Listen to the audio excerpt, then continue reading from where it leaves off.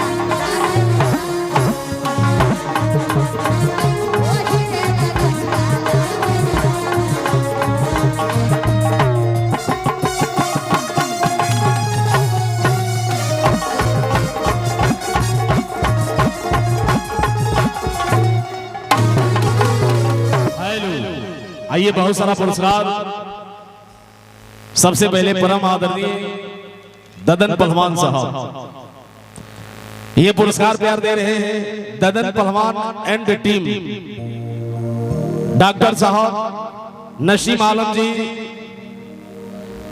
ये शानदार प्यार पुरस्कार दिए हैं अंसार मेडिकल बक्सर की ओर से आया है। मैं अपने बड़े भाई गार्जियन समान जो भी पुरस्कार दिए हैं मैं दिल से अभिनंदन करता हूं, जो कि डॉक्टर साहब नसीम आलम जी को ये शानदार प्यार पुरस्कार सभी कलाकार को दिए हैं। और उनका कहना है कि एक शानदार लचका पेश कराइएगा पारू जी से, जो कि हमारे गार्जियन हैं, बारात के माध्यम से आए हुए हैं, उनका आदेश है। देखिए पुरस्कार ले लीजिए पारू जी। आप पारू जी को देखे ना, पारू जी को पहचानते हैं ना, गजल क्या बात है, क्या बात। बक्सर जाके पड़ी नो ऐसा वो गाड़ी हो जैसे आ जाए मंगल जी, तो कोई दिक्कत नहीं है। वहां की तरफ से आशीर्वाद रहे, वहां गार्जियन बानी।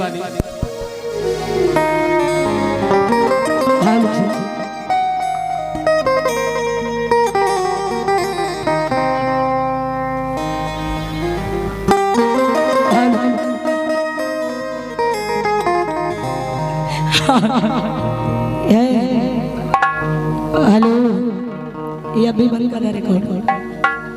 हेलो जी, ना करिए। हेलो जी,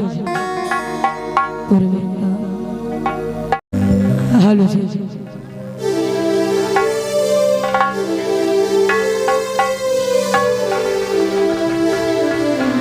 और आइए प्यार आशीर्वाद इस महफिल से बार बार मिल रहा है और बहुत सारा पुरस्कार 1100 रुपया का आया है।